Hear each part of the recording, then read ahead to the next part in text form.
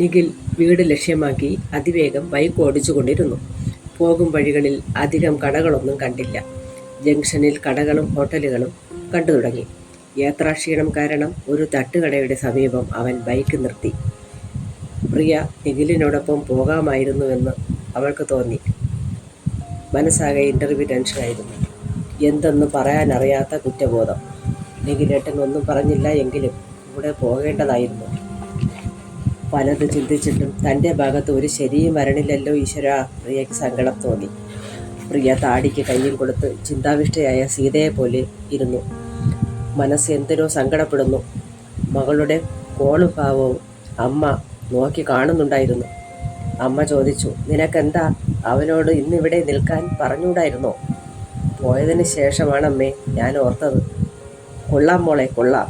ഇത് കൂടിപ്പോയി കേട്ടോ. ഇൻ്റർവ്യൂ ഇന്നല്ലെങ്കിൽ അടുത്തതിന് പൊയ്ക്കൂടെ? നീ എന്ത് ഭാവിച്ചിട്ടാ? രമ മകളെ കുറ്റപ്പെടുത്തി. ഭർത്താവിൻ്റെ സ്നേഹമാണ് നിനക്കിപ്പോൾ കൂടുതൽ വേണ്ടത്. അവനെ ദേഷ്യപ്പെടുത്തരുത്. അവനോട് പിണങ്ങി അവൻ്റെ അമ്മയെ കൂട്ടി വന്നത് ഏത് ഉദ്ദേശത്തിലാ കേൾക്കട്ടെ? അവൻ അറിയാതെ വീട് വിട്ട് ഇറങ്ങുകയും ചെയ്യരുത്. ഒന്ന് വിളിച്ചറിയിച്ചിട്ടെങ്കിലും ഇറങ്ങണം കേട്ടോ. രമ മകളോട് പറയുമ്പോൾ അച്ഛൻ കയറി വന്നു. അച്ഛൻ ചോദിച്ചു, അവൻ അറിയാതെയാണോ വന്നത് മോളെ? കുഴപ്പമില്ല, അവൻ്റെ അമ്മ ഉണ്ടായിരുന്നല്ലോ. അച്ഛൻ പ്രിയയെ സമാധാനപ്പെടുത്തി.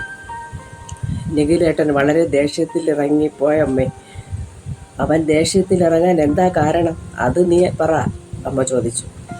പ്രിയയുടെ വാക്കുകൾ കേൾക്കാൻ അവർ കാത്തു നിന്നു. പ്രിയ ഒന്നും മിണ്ടിയില്ല. കാരണം പറയൂ മോളെ, അച്ഛൻ മകളെ വാത്സല്യത്തോടെ നോക്കി.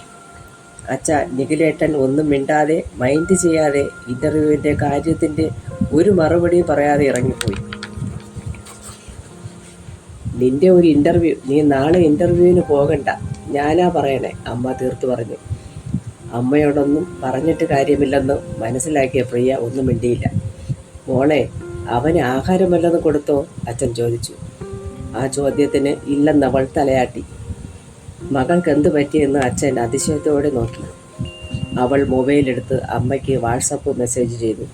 നിഖിലേട്ടൻ ഇവിടെ വന്നിട്ട് അങ്ങോട്ട് പുറപ്പെട്ടു. രമയ്ക്ക് ദേഷ്യം ഇരച്ചു കയറി. നീ എന്ത് ഭാവിച്ചാ? നിൽക്കാൻ പറഞ്ഞില്ല പോട്ടെ, കുറച്ച് ആഹാരം കൊടുത്തിട്ട് വിട്ടാൽ പോരായിരുന്നോ? അമ്മ, എനിക്കിപ്പോൾ നിഖിലേട്ടൻ്റെ വീട്ടിൽ പോകണം. എൻ്റെ സ്കൂട്ടി എടുത്തിട്ട് പോയിക്കോട്ടെ? അവൾ അച്ഛനോടും ചോദിച്ചു.